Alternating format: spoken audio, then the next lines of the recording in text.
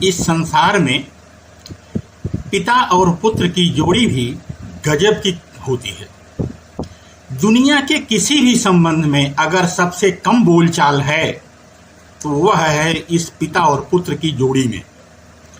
एक समय तक दोनों अनजान होते हैं, एक दूसरे के बढ़ते शरीर की उम्र से फिर धीरे धीरे एहसास होता है हमेशा के लिए बिछड़ने का।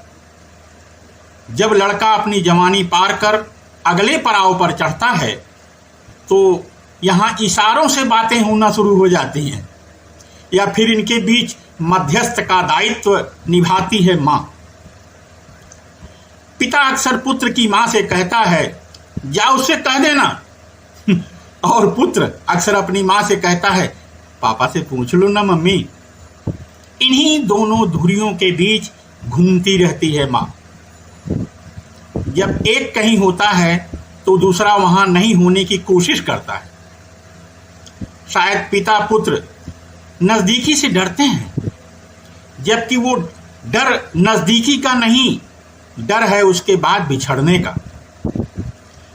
भारतीय पिता ने शायद ही किसी बेटे को कभी कहा हो बेटा मैं तुमसे बेइंतहा प्यार करता हूं।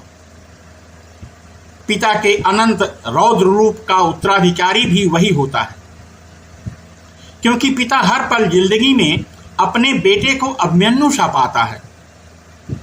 पिता समझता है कि इसे संभालना होगा, इसे मजबूत बनाना होगा, ताकि जिम्मेदारियों का बोझ इसका वध न कर सके।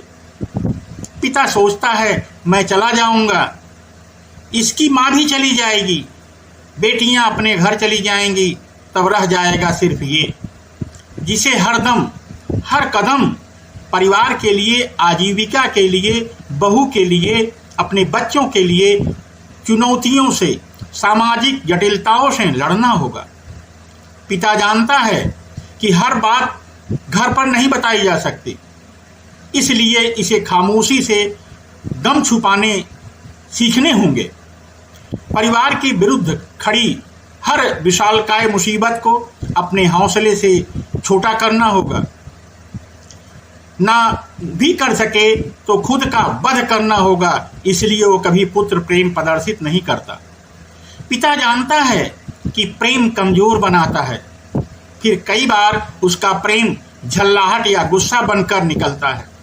वो गुस्सा अपने बेटे की कमियों के लिए नहीं होता, वो झल्लाहट होता है जल्द से निकलते समय के लिए। वो जानता है उसकी मौजूदगी में की अनिश्चितताओं की। पिता चाहता है कहीं ऐसा न हो कि इस अभिमन्यु का वध मेरे द्वारा दी गई कम शिक्षा के कारण ही हो जाए।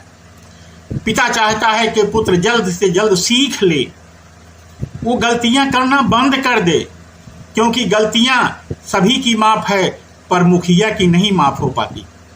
यहाँ मुखिया का वध सबसे पहले ही हो जाता है। फिर वह समय आता है जबकि पिता और बेटे दोनों अपनी बढ़ती उम्र का एहसास होने लगता है। बेटा अब केवल बेटा नहीं, पिता भी बन चुका होता है। पुरानी कड़ी कमजोर होने लगती है और नई मजबूत होने के प्रयास में जुट जाती है। पिता की सीख देने की लालसा और बेटे का उस भावना को न समझ पाना, वो सौम्यता भी खो देता है। यही वह समय होता है जब बेटे को लगता है कि उसका पिता गलत है।